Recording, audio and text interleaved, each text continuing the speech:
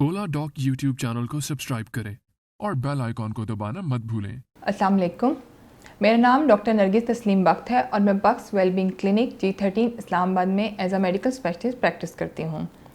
आज हम जिस टॉपिक पे बात करेंगे उसे गैस्ट्राइटिस कहते हैं। आम ज़ुबान में उसे मैदे के मसाइल से जाना जाता है।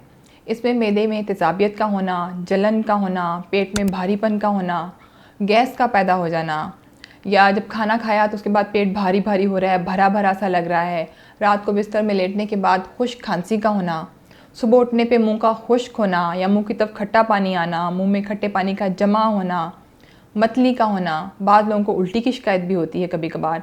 इसके अलावा कब्ज़ के मसाइल होते हैं या बार बार पखाना करने की शिकायत होती है कि हर खाने के बाद वॉशरूम जाना पड़ता है।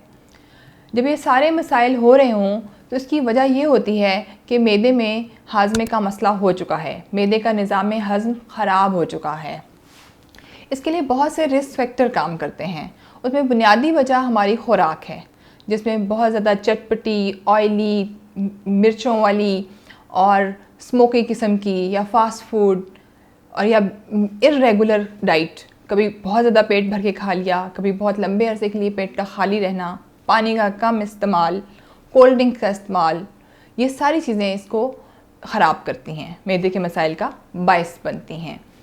पाकिस्तान के टॉप डॉक्टर्स के साथ अपॉइंटमेंट बुक करें, वो भी पेशेंट फीडबैक देखते हुए।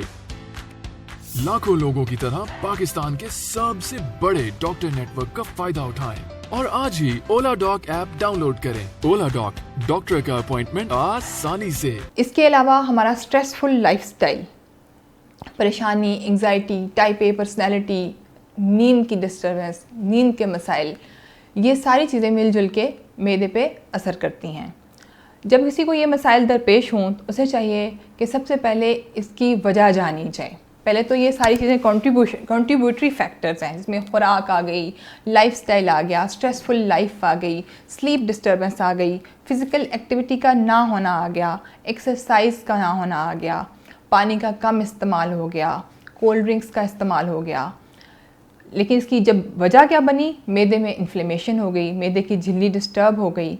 उसमें हेपेटाइटिस भी अपना रोल अदा करता है, जिसमें जिगर के इन्फेक्शन हो जाती है, मैदे की झिल्ली की इन्फेक्शन हो जाती है, या शुगर की वजह से मैदे का जो काम है वो थोड़ा स्लो हो जाता है।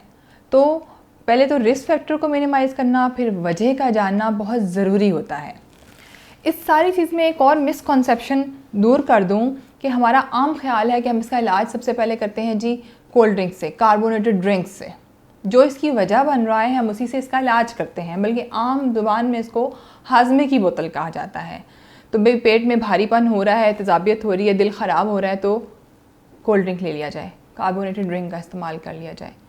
वो वक्ती तौर पे तो मैदे में जो डंप हुई हुई खुराक है, जमा हुई खुराक है, उसको गला सड़ा के आगे भेज देता है, कुछ थोड़ा सा हिलजुल मैदे में पैदा हो जाती है और हम थोड़ा सा रिलीफ फील करते हैं।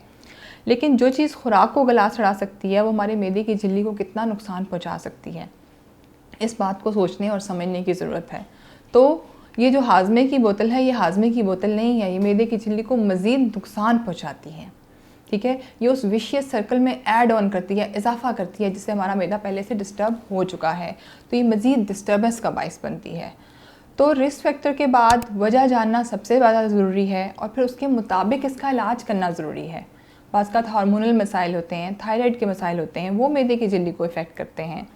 IBS, इन तमाम चीज़ों के अलावा सबसे एक और इम्पॉर्टेंट कॉज जो हमारे यहाँ पाई जाती है वो एंग्जाइटी, परेशानी, स्ट्रेसफुल लाइफ, स्लीप डिस्टर्बेंस या हमारे स्ट्रेस वर्क की वजह से होती है। उसको हम IBS का नाम देते हैं, इरिटेबल बावल सिंड्रोम। उसमें भी ये मसाइल होते हैं। तो बेसिकली जब हम वजह जान लेते हैं फिर हम उसके मुताबिक इलाज करते हैं। तो पहला इलाज लाइफस्टाइल मॉडिफिकेशन है, फिर सेकेंडरी कॉज देख के उसके मुताबिक इसका इलाज करना है और इसके लिए आपका मुआलिज आपको बेहतरीन मशवरा दे सकता है। तो जब बुनियादी इनिशियल हल्के फुल्के सिम्टम्स आएँ तो इस बात को पकड़ लेना, अपनी ज़िंदगी में तब्दीली ले आना, इसका इलाज करना बहुत ज़रूरी होता है। अगर ऐसा ना हो तो फिर दवाइयों तक नौबत आ जाती है। चलो दवाइयों में भी हम 4 से 6 हफ्ते इस्तेमाल के बाद चीज़ें बेहतर हो सकती हैं। इन्फेक्शन का इलाज हो सकता है मैदे में, मैदे की इन्फ्लेमेशन का इलाज हो सकता है, शुगर है तो उसको देखा जा सकता है, IBS को एंटी डिप्रेसेंट या इन चीज़ों से या लाइफस्टाइल मॉडिफिकेशन से, फ़िज़िकल एक्टिविटी से, एक्सरसाइज से कंट्रोल किया जा सकता है। और अगर हमें ज़्यादा मसला होने लगे तो बाज़ का डायग्नोस्टिक टेस्ट में एंडोस्कोपी भी करनी पड़ती है। और अगर ये सारी चीज़ें इग्नोर की जाएँ तो ये मैदे के अल्सर में बदल सकती हैं, और मैदे का अल्सर जब लंबे अरसे तक चला जाए तो बहुत चांसेस होते हैं कि बाज़ का बार बार झिल्ली के बनने, अल्सर बनने, और इसमें कैंसर के चांसेस या इन्फेक्शन की वजह से कैंसर के चांसेस तक बात पहुंच जाती है। या अगर ऐसा ना भी हो तो क्रोनिसिटी में चीज़ चेंज होती है, आपका लाइफस्टाइल डिस्टर्ब होता है, एक क्वालिटी ऑफ लाइफ मुतासर होती है। तो क्वालिटी ऑफ लाइफ को इम्प्रूव करने के लिए एक सेहतमंद, बेहतर और खुशो खुरम ज़िंदगी गुजारने के लिए, एक्टिव ज़िंदगी गुजारने के लिए मैदे का ठीक होना बहुत ज़रूरी होता है। तो इनिशियल सिम्टम्स को ठीक कर लेना, लाइफस्टाइल को मॉडिफाई कर लेना, अपने मौलिद से मशवरा करना बहुत ज़रूरी होता है। Thank you.